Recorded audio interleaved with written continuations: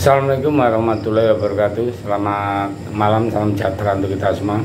Salam Melayu, salam untuk saudaraku semua yang ada di dalam maupun di luar negeri. Semoga berbahagia.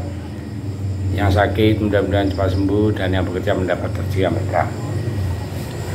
Kemarin ada kunjungan calon presiden, yaitu Ganjar Pranowo ke ibu kota Nusantara IKN di Sepaku, Kabupaten Penajam Pasir Utara, Kalimantan Timur, hari Kamis tanggal 7 Desember.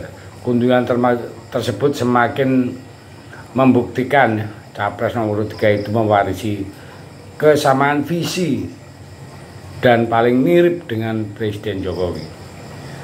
Ketua Dewan Pakar Tim Pemenang Nasional Ganjar Mahfud, yaitu Sandiaga Uno, melihat sosok Ganjar itu sangat mirip dengan figur Jokowi, bukan Prabowo, bahkan Anies ya.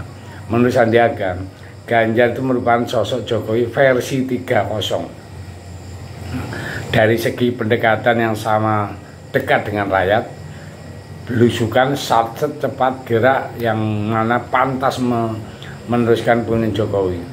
Selanjutnya, kunjungan ke IKN merupakan rangkaian dari belusukan yang tidak pernah berhenti dilakukan Ganjar sebagai Capres nomor 3. Sejak masa kampanye resmi bergulir, Ganjar terus bergerak dari daerah Sabang hingga Merauke, yang mulai kampanye dari Papua lalu bergerak ke NTT. Di hari ke-10 tiba di Kalimantan Timur.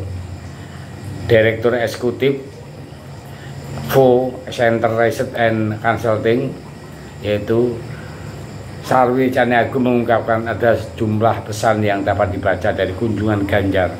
Salah satunya yaitu bakal melanjutkan pembangunan IKN melebihi yang akan direncanakan.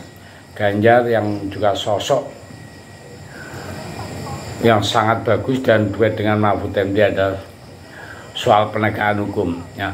Direktur Eksekutif Indopol Retno Siswianto yang sebelumnya mengatakan kandidat potensial yang dapat memperbaiki dan mereformasi hukum dengan baik adalah Ganjar dan Mahfud.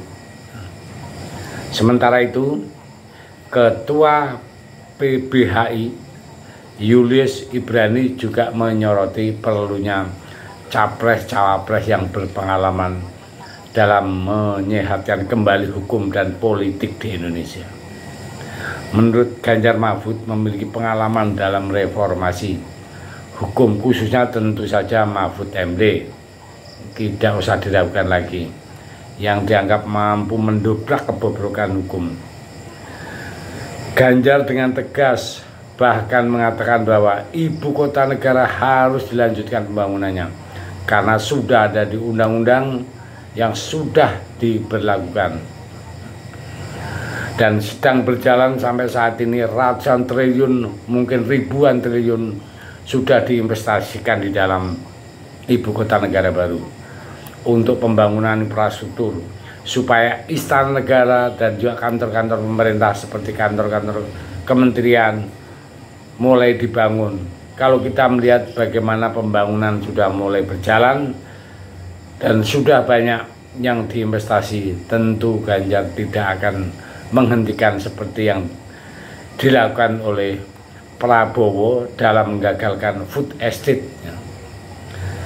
Ibu kota negara akan dilanjutkan oleh Ganjar dan tidak bakal dilanjutkan oleh capres-capres lain, karena mungkin ya capres lain itu nggak punya kemampuan untuk itu. Hanya Ganjar yang mampu melanjutkan pembangunan ibu kota. Dan kita melihat bagaimana Jokowi dan seisi istananya seharusnya tenang di dalam menghadapi dan menerima juga, menyambut juga, memberikan tongkat estafet kepada Ganjar sebagai penerus bangsa ini. Melihat gelagat begini, Prabowo mendidih. Tidak karuan paniknya melihat Ganjar begitu luar biasa melakukan kampanye hanya di ibu kota negara. Pendukungnya mulai mulus-mulus perutnya, sakit perutnya. Sedangkan relawan Ganjar begitu optimis dan tenang bagaimana Ganjar akan meneruskan program kerja yang terbaik untuk negara ini. Bahkan Ganjar dengan lantang juga mengatakan pembangunan IKN harus melibatkan masyarakat setempat agar keberadaan ibu kota tidak menggerus budaya dan masyarakat adat. Nah, sehingga keterlibatan masyarakat lokal menurut Ganjar juga harus dilakukan secara jangka panjang dan mereka harus mendapatkan kemudahan akses pendidikan dan kesehatan. Ini bukti jika Ganjar bukan hanya tim yang dipikirkan, kelompoknya dibikin partai dulu, tapi Ganjar memikirkan rakyat secara meluas. Dan dibuktikan dalam 2 kali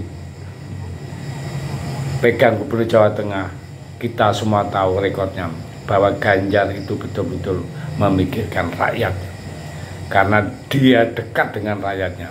Ganjar juga taat pada konstitusi dan undang-undang yang berlaku. Nah, jadi kita sudah gamblang, sudah jelas di antara 3 ini, sudah di depan mata dan sudah dibuktikan bahwa Ganjar satu-satunya yang bisa menyamai Jokowi. Satu contoh saja yang baru saja selesai. Dari hari pertama sampai hari ke-10, Ganjar maraton belusukan dari ujung timur, dari Merauke jalan terus sampai hari ke-10 sampai ke IKN. Yang lainnya mana? Yang lainnya ungkang-ungkang kaki aja di rumah. Malah yang 02 hari pertama aja enggak kampanye, malah dia cuma slogan yang penting 1 putaran. Nah ini kan mencurigakan bahasa itu. Enggak kampanye kok mau 1 putaran, sementara Ganjar tidak memikirkan itu. Yang penting dia bergerak dan bergerak. Istilahnya usaha itu akan membuahkan hasil. Itu yang prinsip. Jadi kita harus optimis, jalan terus, tidak perlu aneh-aneh. Semuanya yang di atas yang menentukan. Jadi itulah prinsip yang luar biasa. Kita sebagai rakyat yang betul-betul punya kecerdasan tinggi, peduli dengan negara, tidak salah lagi kita harus mendukung Ganjar Pranowo dan Pak Mahfud MD bisa menjadi presiden dan meneruskan program-program yang baik sekali di pemerintah saat ini. Terima kasih. Merdeka.